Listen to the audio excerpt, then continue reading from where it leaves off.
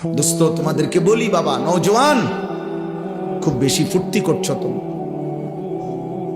তোমরা খুব বেশি রঙের ঘুড়ি উড়াইতেছ, খুব বেশি তামাশা করছো।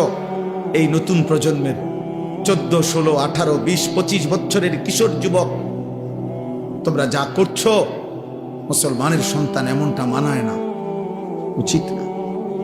মুসলমানের ঘরে এক মুসলিম মায়ের পবিত্র দুধ পান করে এত আত্মবিস্মৃত, আত্মভোলা, এমন আল্লাহ বলা, আখিরাত বলা হওয়া উচিত না। এটা সুফল আনবে না, খোদার কসম না। আখিরাত তো নাই দুনিয়ার মধ্যেও। আমি বললাম পরিষ্কার, এই অব্যাহত নারী ছবি, জিনা, ব্যভিচার, মোবাইলের অস্থির দৃশ্য দেখা, উলঙ্গ নাচ গান দেখা, এক ওয়াক্ত নামাজ না পড়া নাফরমান আগামীর পৃথিবী তোদের জন্য কল্যাণ আনবে না। মনে রাখো, তোমরা অধিকাংশ কিশোর যুবক ছেলের চেহারা দেখলে পরিষ্কার বোঝা যায়, এই যেগুলা দাঁড়ায় আছো, বসে আছো, অধিকাংশই নওজোয়ান বেনামাজি। তোমরা, তোমাদের চেহারার মধ্যে নামাজের কোনো চিহ্ন নাই। বেনামাজি, বেয়াদব, বেনামাজি, বেয়াদব। আসমানের নিচে জমিনের উপরে বেনামাজির চাইতে নিকৃষ্ট কোন বেয়াদব আর কেউ।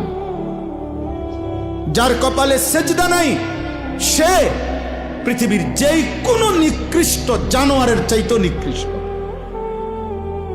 জানোয়ার এজন্য সেজদা দেয় না কারণ কোন জানোয়ারের উপরে সেজদার হুকুম নাই। মানুষ নামের এই জানোয়ারকে আল্লাহ সেজদা দিতে বলছে, অথচ সে সেজদা দেয় না, এই জন্য এইটা জানোয়ারের চাইতে নিকৃষ্ট। কুত্তা এই জন্য সেজদা দেয় না, কুত্তার উপরে সেজদার বিধান নাই। শূকর এই জন্য সেজদা দেয় না, শূকরের উপরে সেজদার বিধান নাই। ছাগল, গরু এই জন্য সেজদা দেয় না, তাদেরকে আল্লাহ সেজদা দিতে বলে নাই। আব্বা তোমারে বলছে, তোমারে বলছে বাপ। এজন্য আসমানের নিচে জমিনের উপরে আল্লাহর কোরআনে আল্লাহ বলছে, ফাখালাফা মিন বাদিহিম খালফুন, সর্বনিকৃষ্ট মানুষ। কোরআন শরীফের আয়াত, সবচেয়ে নিকৃষ্ট মানুষ আল্লাহ বলছে কারা? আল্লাহ বলছে আদাউস সালাহ, এক, যারা তাদের নামাজ নষ্ট করে। দুই, ওয়াত্তাবাউস শাহওয়াত, যারা তাদের শাহওয়াত, মনের হারাম চাহিদা, কুবাসনা, মনের চাহিদা শুধু পূরণ করে, আল্লাহর বিধান, রসুলের বিধান, হালাল হারামের বিধান কোনো পরোয়া করে না। খোদার কসম, আল্লাহ বলছে তারা সর্বনিকৃষ্ট প্রজন্ম, ওরা নিকৃষ্ট, নিকৃষ্ট, নিকৃষ্ট।